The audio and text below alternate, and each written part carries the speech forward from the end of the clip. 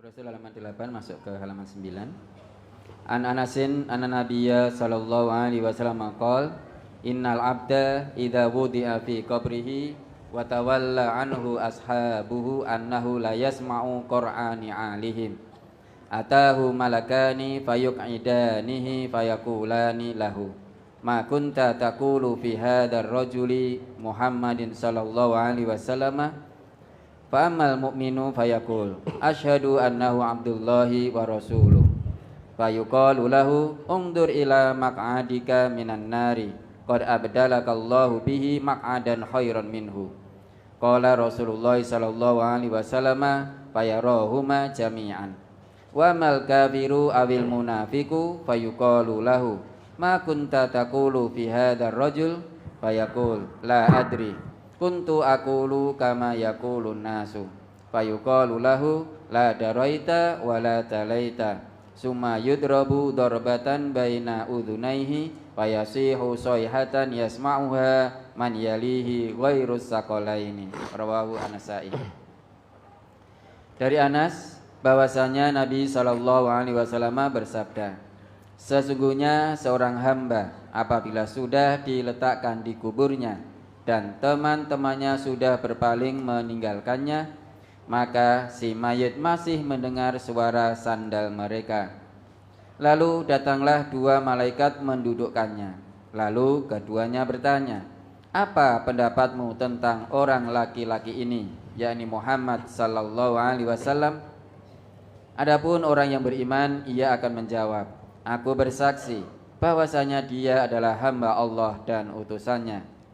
Lalu dikatakan kepadanya, lihatlah kepada tempat dudukmu yang di neraka telah diganti Allah dengan tempat duduk yang lebih baik daripadanya.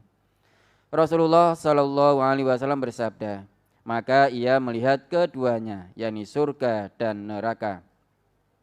Adapun orang yang kafir atau munafik, maka ditanyakan kepadanya, apa pendapatmu tentang orang laki-laki ini? Maka dia menjawab, aku tidak tahu. Aku mengatakannya seperti halnya orang-orang mengatakannya. Maka dikatakan kepadanya, kamu tidak tahu dan kamu tidak mau membaca. Kemudian ia dipukul dengan satu pukulan antara kedua telinganya, hingga ia berteriak dengan teriakan yang didengar oleh apa saja yang di sekelilingnya selain jin dan manusia. Hadis riwayat Nasa'i. Berkaitan dengan hadis tersebut,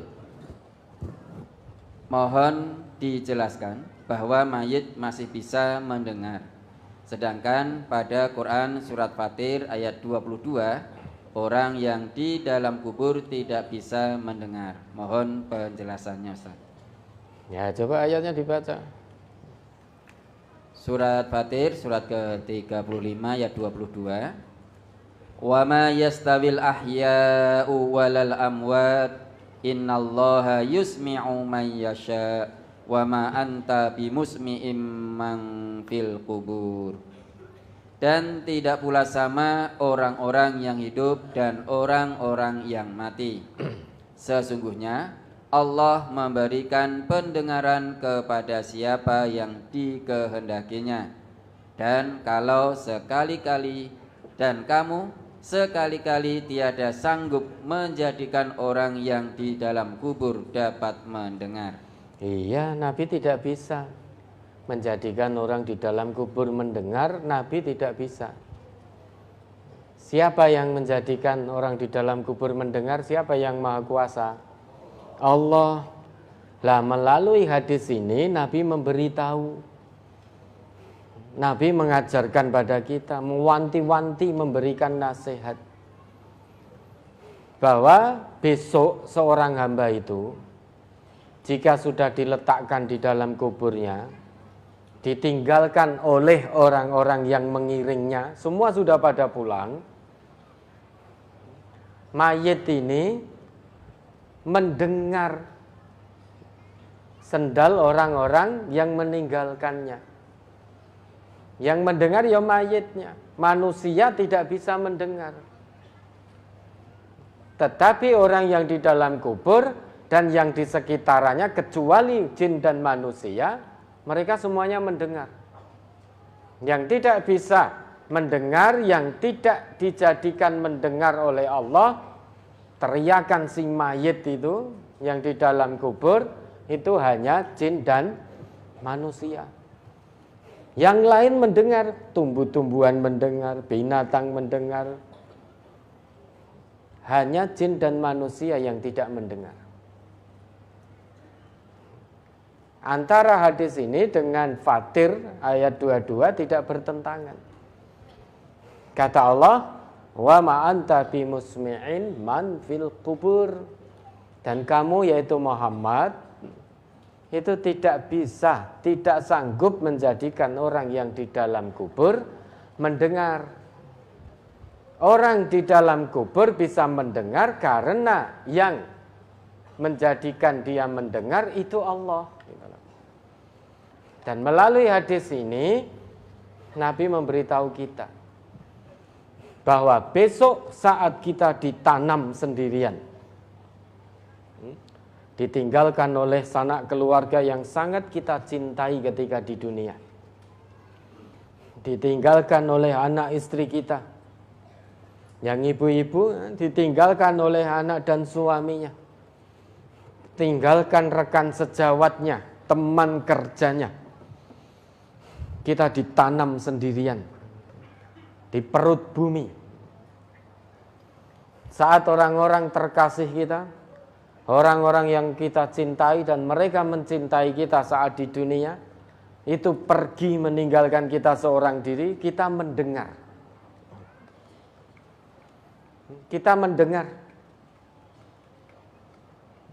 suara gesekan sendalnya, kita mendengar. Bukan hanya saat kita ditanam di kubur saja. Saat kita digotong itu loh. Kita masih tahu, dengar gitu loh. Tetapi orang yang gotong kita tidak dengar. Kenapa kita bisa mendengar? Kenapa kita tahu? Karena Allah yang menjadikan. Ya dibaca, ada itu hadisnya tadi. Di dalam brosur juga ada. Kalau tidak, enggak ada ya. Enggak ada hadisnya. Jadi di dalam sebuah sabda Nabi disebutkan, idza wudi'atil janazatu fahtamalahar rijalu ala a'nabihim. Apa itu? Ala aqna'ihim. Jika seorang jenazah itu diletakkan kemudian dipanggul atau dibawa oleh orang-orang di atas pundaknya. Fa idza kanat sholihatan, apabila jenazah itu adalah orang soleh, qalat, dia akan mengatakan, qaddimuni, segerakan aku, segerakan aku. Tetapi yang gotong tidak tahu, tidak dengar. Tetapi jenazah yang digotong itu, kalau dia seorang soleh, saat digotong pun, dia sudah berseru, sudah meminta kepada orang yang gotong itu, segerakan aku, segerakan aku. Artinya, cepat ndang kuburan aku, biar aku segera mendapat kenikmatan luar biasa di alam kubur. Segerakan aku, segerakan. Wa idza kanat ghaira shalihatin, akan tetapi jika jenazah itu bukan orang soleh, qalat li ahliha, dia berkata pada keluarganya, ya wailana, ya wailaha, ya wailaha, duhai alangkah celakanya.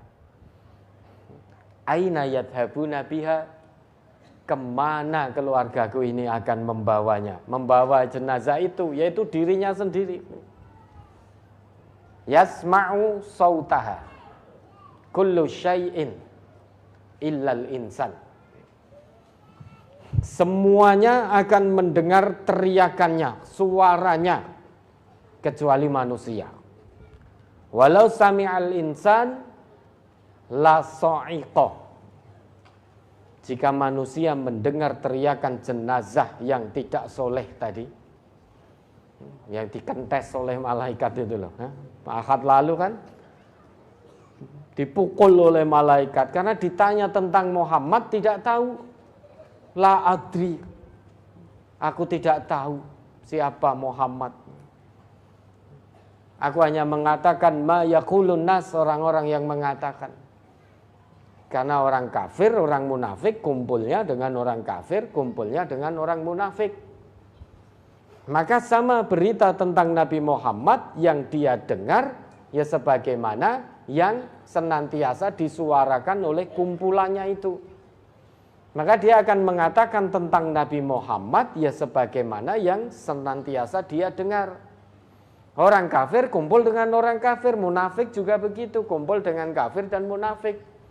Orang kafir dan munafik akan selalu memberitakan tentang Nabi Muhammad, akan bercerita tentang Nabi Muhammad itu dengan hal-hal yang negatif. Maka saat orang yang tidak soleh, orang kafir, orang munafik mati, ditanam dalam tanah, ditinggal oleh keluarganya, dia didatangi dua malaikat, didudukkan begitu, dia tidak bisa jawab ketika ditanya tentang Nabi Muhammad. Begitu tidak bisa jawab, ditanya, la daroita wala talaita, kamu tidak tahu dan kamu tidak mau baca. Kemudian dipukul. Dalam hadis yang lain, ahad lalu dikatakan dipukul dengan pukul dari besi. Bimatori qaumin hadidin. Di hadis ini yang dipukul di antara kedua telinganya. Sehingga dipukul dengan besi di antara kedua telinganya. Begitu digebuk jeder gitu. Sing gebuk malaikat iki. Malaikat itu enggak punya belas kasihan. Supaya gebuk sak kemenge. Langsung teriak dia. Teriak fayasihu sayhatan. Teriak, jerit, bengok-bengok, nangis. Nangis jerit-jerit saking sakitnya. Dan ceritanya tidak ada yang mendengar. Yang manusia jin tidak mendengar. Semuanya mendengar. Yang tidak mendengar hanya jin dan manusia. Kalau manusia mendengar, la so'iko, niscaya pingsan, tidak kuat mendengar ceritanya. Mendengar tangis pilunya, mendengar jerit kesedihannya, jeritan penyesalannya, tangisan pilunya atas apa yang telah dilakukan di dunia. Tetapi kalau yang mati itu orang yang soleh, cara-caranya dia gregetan kok randang cepet. Dia akan minta pada sing gotong itu, qadimuni, segerakan aku, segerakan aku. Segerakan, dia minta disegerakan, memang putus kenikmatan dunia, tetapi dia sudah ditunggu oleh kenikmatan alam kubur, belum lagi kenikmatan surgawi. Maka sudah tidak sabar. Andai kata bisa, dia akan ngabarkan kepada keluarganya yang sedang nangis-nangis itu. Sudah jangan nangis, lah ngopo mbok tangisi. Lawang saya itu berada dalam kenikmatan kubur yang luar biasa nikmatnya. Lebih nikmat daripada kesenangan dunia. Wes ojo nangis. Andai kata ini bisa mengabarkan pada keluarganya, maka mayit yang soleh ini dia akan mengabarkan, sudah cukup wahai istriku, wahai anakku, janganlah kalian menangis. Kenapa engkau tangisi? Sekarang suamimu, bapakmu berada dalam kenikmatan yang luar biasa. Kenikmatan dunia tidak ada apa-apanya. Kenapa kamu tangisi? sedangkan bapakmu, sedangkan suamimu sekarang ini telah berpindah dari kesenangan dunia yang menipu semu menuju kenikmatan yang abadi, mala ainun ra'at wala udhunun sami'at wala khatara ala qalbi bashar. Sudah tidak usah nangis. Itu andai kata bisa mengabarkan. Begitu pula mayat yang tidak soleh, andai kata bisa mengabarkan, dia akan kabarkan pada keluarganya. Sudah jangan korupsi, jangan judi, jangan zina, jangan minum khamar, jangan menipu, jangan fitnah, jangan culas, jangan licik. Karena kamu nanti akan disiksa. Siksaan bertubi-tubi seperti yang aku terima. Ini huru-hara di alam kubur. Sehingga ayat ini yang tadi Fatir ayat 22 itu tidak bertentangan dengan hadis Nabi. Nabi mengabarkan bahwa di kubur itu kita masih bisa mendengar. Digotong pun kita masih tahu. Tetapi orang yang gotong kita tidak tahu, tidak mendengar permintaan kita. Ketika dikubur ada orang disiksa, teman-temannya, keluarganya meninggalkannya, itu mayit yang disiksa masih dengar suara sendalnya. Dan ketika dipukul oleh malaikat, dia menjerit sekeras-kerasnya, menangis terseduh-seduh, pilu, penuh penyesalan.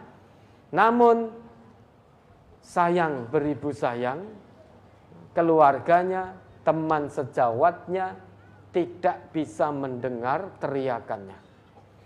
Karena kalau sampai mendengar semuanya akan pingsan, semua manusia akan pingsan. Saking dahsyatnya jeritan itu. Jeritan yang tidak pernah kita dengar dengan telinga kita saat kita hidup di dunia. Wis toh, sak kuat-kuate wong jerit rocker pakai mic yang terbaik. Ada seorang rocker, penyanyi, suaranya melengking tinggi, pakai mic yang terbaik di dunia. Itu rong enek sak kuku irenge. Dengan dahsyatnya jeritan seorang pendurhaka ketika disiksa di alam kubur. Maka manusia akan pingsan ketika mendengar jeritan itu. Ya, ini tidak bertentangan hadis ini dengan surat Fatir ayat 22 tadi. Fatir ayat 22 itu menjelaskan bahwa Nabi Muhammad tidak bisa menjadikan orang yang di dalam kubur mendengar. Yang kuasa menjadikan orang di dalam kubur mendengar itu hanya Allah.